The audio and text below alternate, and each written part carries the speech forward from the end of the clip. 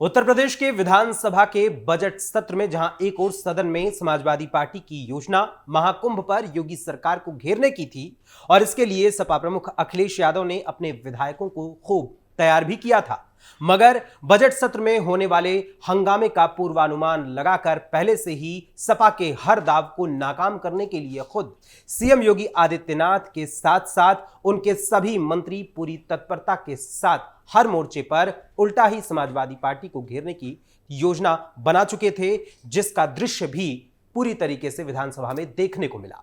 वहीं बजट सत्र के आरंभ से ही जहां राज्यपाल आनंदीबेन पटेल के अभिभाषण के दौरान सपा विधायकों ने राज्यपाल गो बैक के नारे लगाए, तो वहीं सदन के बाहर सपा विधायकों ने काफी हो हंगामा भी करने की कोशिश की और विरोध करने के लिए कई तरीके भी अपनाए, मगर सीएम योगी आदित्यनाथ ने उर्दू भाषा के प्रेम और अंग्रेजी के विरोध पर जहां सत्र के पहले ही दिन कायदे से सपा को घेरा, तो वहीं दूसरे दिन उन्होंने महाकुंभ पर हमला बोलने वाले सपा प्रमुख अखिलेश यादव, कांग्रेस अध्यक्ष मल्लिकार्जुन खड़गे, सपा सांसद जया बच्चन, आरजेडी प्रमुख लालू प्रसाद यादव और टीएमसी चीफ ममता बनर्जी समेत उन सभी विपक्ष के नेताओं पर भी हमला बोला, जिन्होंने महाकुंभ का दुष्प्रचार करने की साजिश रची थी और साथ ही साथ उसके बारे में ऐसे शब्दों का इस्तेमाल किया था जिससे हिंदुओं की आस्था को ठेस पहुंची।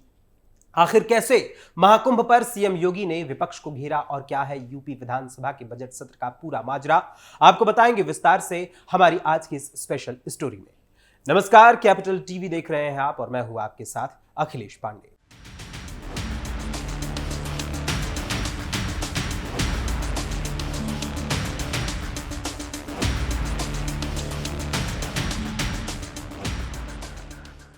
उत्तर प्रदेश विधानसभा का बजट सत्र इस बार काफी दिलचस्प दिखाई दे रहा है। एक ओर जहां विपक्ष अलग अलग तरीके से सरकार को घेरने की जुगत में लगा है, तो वहीं दूसरी ओर सीएम योगी आदित्यनाथ भी फुल एक्शन मोड में डिफेंस के साथ साथ अटैक करते हुए भी देखे जा रहे हैं।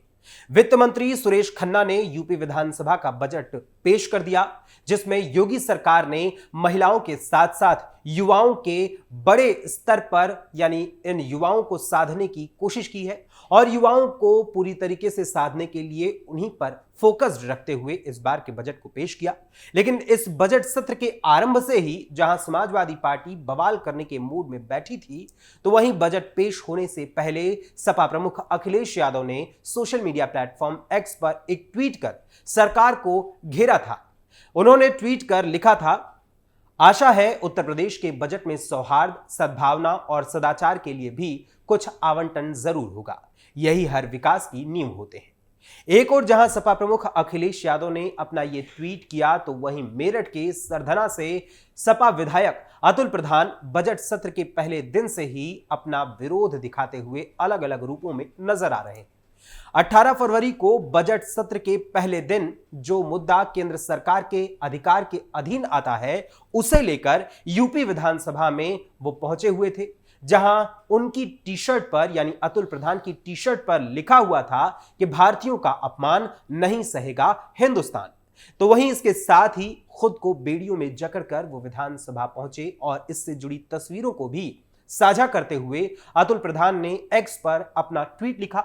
उन्होंने ट्वीट करते हुए लिखा, गुलामी की जंजीर से हथेली फिसलनी चाहिए, मुफलिसी की दशा अब तो बदलनी चाहिए, कट रही गर्दन तो अफसोस काहे का, बच गई जो उंगली तो वो हिलनी चाहिए। हमारी संस्कृति नर ही नारायण है को मानने वाली है और हमारे देश के नागरिक के साथ अमेरिका का व्यवहार दास प्रथा की तरह है। ये अमानवीय है और हम इसको सहन नहीं करेंगे। हमारी सरकार से मांग है कि देश उन नागरिकों को जिनका अपमान अमेरिका ने किया है सारी संपत्ति वापस दिलाए। आज इस झूठी सरकार के कारण सबको आघात पहुंचा है। वहीं देश में किसानों की दशा दयनीय है, वहीं बेरोजगारी चरम पर है। ये सरकार सिर्फ झूठ बोलने का काम करती है। जहां एक ओर खुद सपा प्रमुख अखिलेश यादव अपने इंडी गठबंधन के साथी राहुल गांधी के साथ अन्य विपक्षी जो सांसद हैं उनके साथ साथ संसद में अमेरिका से वापस भारत भेजे गए भारतीयों के मुद्दे पर कंफ्यूज नजर आए थे, तो वहीं अब उनके ही विधायक अपने ही नेता का अनुसरण करते हुए विधानसभा में भी इसका उदाहरण पेश कर रहे हैं। वहीं इसके साथ ही सपा विधायक अतुल प्रधान ने दूसरे दिन भी अपनी कुछ तस्वीरों को एक्स पर साझा किया, जिसमें वो गन्ने का गट्ठर लेकर विधानसभा पहुंचे हुए दिखाई दे रहे हैं और सदन में भी उन्होंने सरकार से गन्ना किसानों के भुगतान के मुद्दे पर सवाल किया। वहीं अपनी इन तस्वीरों को साझा करते हुए अतुल प्रधान ने ट्वीट कर एक्स पर लिखा, जब तक किसानों की स्थिति ठीक नहीं होगी तब तक देश प्रगति नहीं करेगा।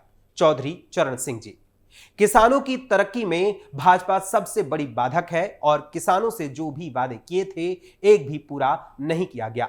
गन्ना के मूल्य एक भी रुपया नहीं बढ़ा है।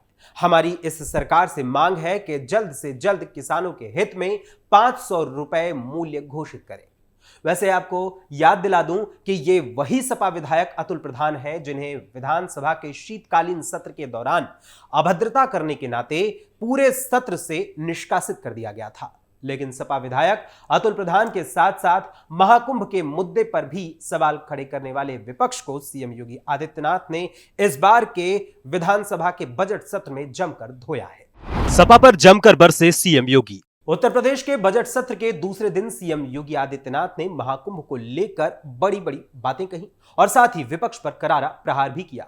महाकुंभ के आयोजन की तैयारियों को लेकर उसके आयोजन के 39 दिन बीत जाने के बाद तक भी बार बार आयोजन के बजट, तैयारियों, वीआईपी, वीवीआईपी कल्चर, जाम आदि को लेकर सरकार को घेरने वाले सपा प्रमुख अखिलेश यादव के बयानों और ट्वीट्स का जिक्र करते हुए सीएम योगी आदित्यनाथ ने विधानसभा में विपक्ष की जमकर धुलाई की। सीएम योगी आदित्यनाथ ने सपा प्रमुख अखिलेश यादव के बयानों और ट्वीट्स का जिक्र करते हुए कहा कि ये लोग महाकुंभ का विरोध पहले दिन से ही कर रहे थे। पिछले सत्र में हम चर्चा करवाने को तैयार थे, लेकिन इन्होंने चर्चा में भाग नहीं लिया बल्कि भाग खड़े हुए। सनातन के आयोजन को भव्यता से करना क्या कोई अपराध है? अगर है तो इसको हमारी सरकार कर रही है, आगे भी करेगी। वहीं सीएम योगी आदित्यनाथ ने विधानसभा में सपा प्रमुख अखिलेश यादव के बयानों और ट्वीट्स का जिक्र करते हुए कहा, सपा के राष्ट्रीय अध्यक्ष ने पहले बयान दिया कि इतना पैसा और इतना विस्तार देने की क्या जरूरत है। सपा के सोशल मीडिया हैंडल देखें तो वहां की भाषा उनके संस्कारों को प्रदर्शित करता है। ये भाषा किसी सभ्य समाज की नहीं हो सकती। ये लोग अकबर का किला जानते थे, लेकिन अक्षय वट और सरस्वती कूप नहीं जानते थे। इनका बयान है, जो सरकार स्नान के आंकड़े बता रही है, मरने वालों का आंकड़ा भी बता दे।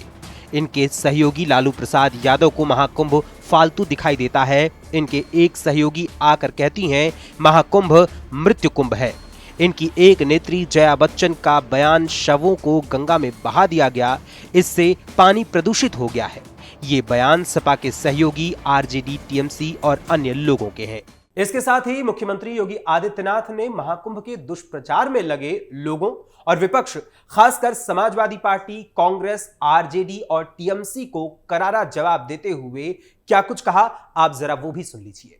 ये जो नकारात्मक सोच है, दुष्प्रचार के माध्यम से महाकुंभ को बदनाम करने की साजिश का जो हिस्सा है, ये उन करोड़ों लोगों की आस्था के साथ खिलवाड़ है और किसी जाति, मत और मजहब से जुड़े हुए संख्या भी नहीं है और किसी वर्ग का भी नहीं है।